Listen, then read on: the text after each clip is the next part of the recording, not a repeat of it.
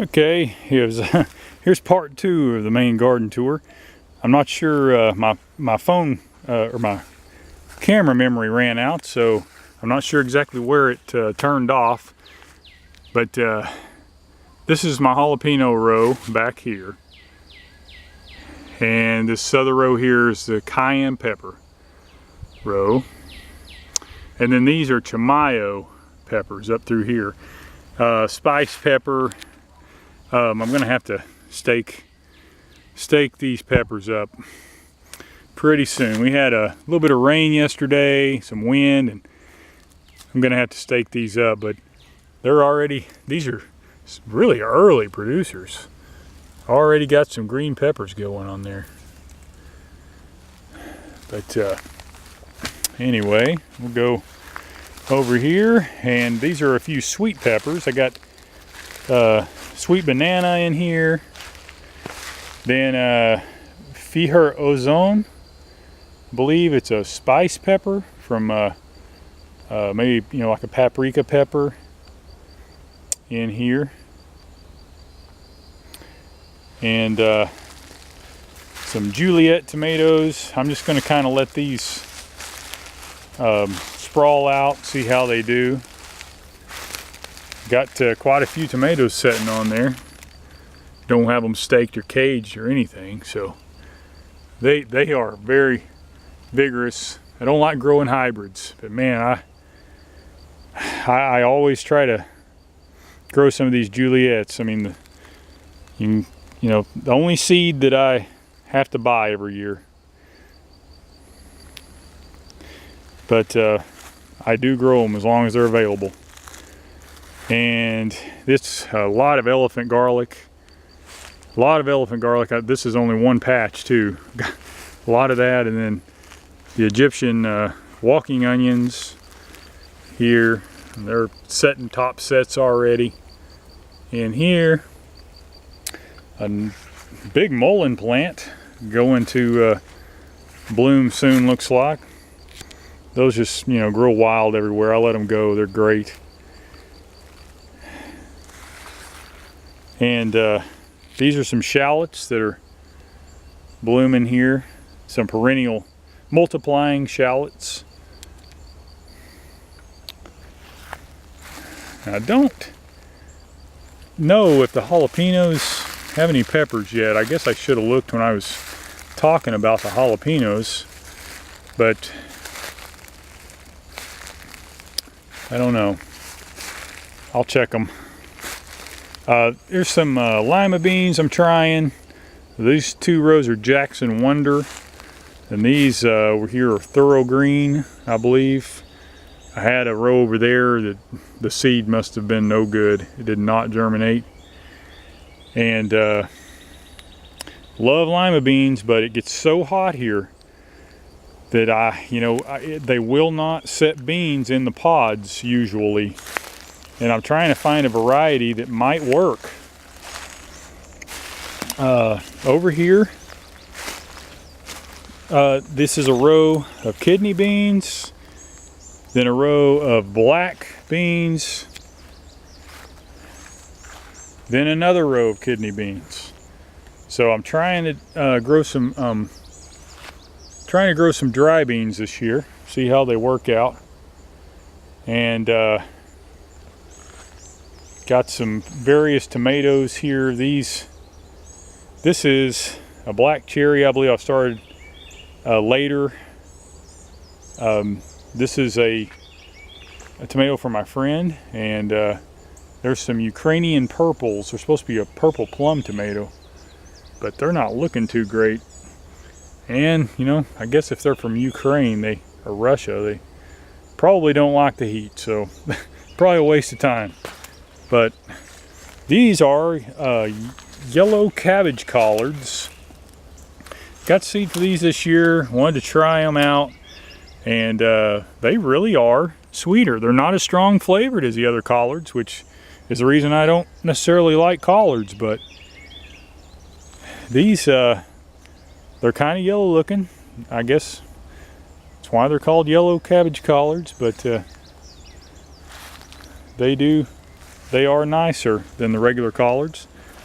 And these are some cabbages that, man, it's been almost 100 degrees already. And these cabbages, they're actually doing better than I thought they would after the 100 degrees that we had. Some red cabbage, that does not like it here. It did not do well. Long season. I've had it in the ground a long time and it just did not do well. This is some broccoli that's already been harvested.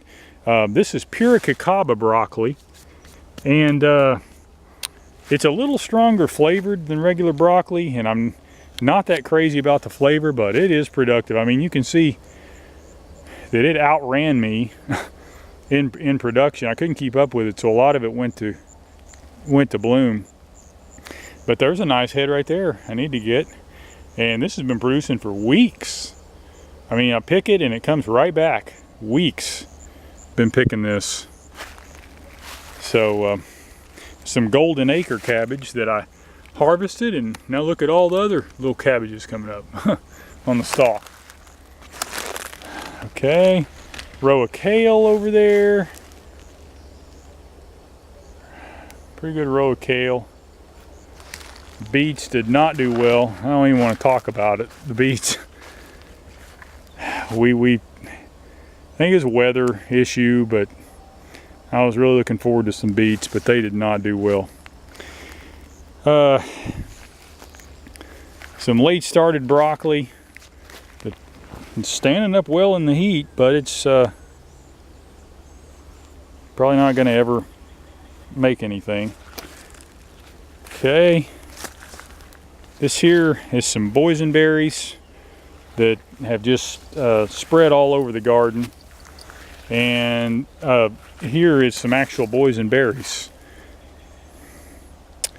that have just set. So I don't know that I've ever had a boysenberry before, but this plant, man, this thing is vigorous. I mean, this thing may grow 20 feet long. I had one last year.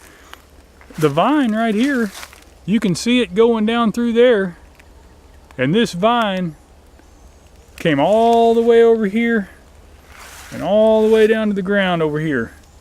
And it, you know, that's a boysenberry, and it looks like the berries are going to be nice size. So look forward to that.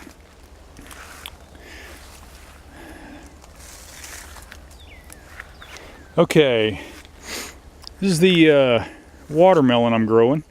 Now I have 4 hills of watermelon here. 3, 4. Okay, I dug out the ground, made each hill is a here where I live. We can't put things on hills because our summers are too hot and too dry. We have to make everything below ground level to catch any bit of water, make it easier to water. So so I do that. I make, you know, I call them hills, but obviously they're not hills. Dig into the ground, put compost and manure, whatever I can get in there, and plant the seeds in it. These watermelons, I've tried probably over a dozen, maybe closer to 20 different kinds of watermelons here. These are the best flavored watermelons. They're a yellow watermelon called Tohono O'odham Yellow Meated. The only place I know to get seeds is Native Seed Search in Arizona. And I've ordered a lot of seeds from them. Always do great. They're a great organization. And I'm proud to say that these yellow meated Tohono O'odham watermelons, the best flavored, productive watermelons I've ever tried. They taste literally like they have honey in them, in the melon. Very good, and I'm not a watermelon fan as far as looking forward to it, but I do look forward to these Tohono O'odham yellow meated watermelons.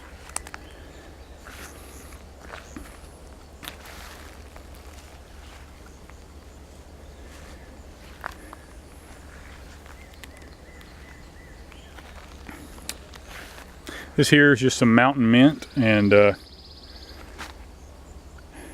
some eupatorium flowers. Of course, they're not flowering yet, but anyway, this is the unorganized permaculture garden.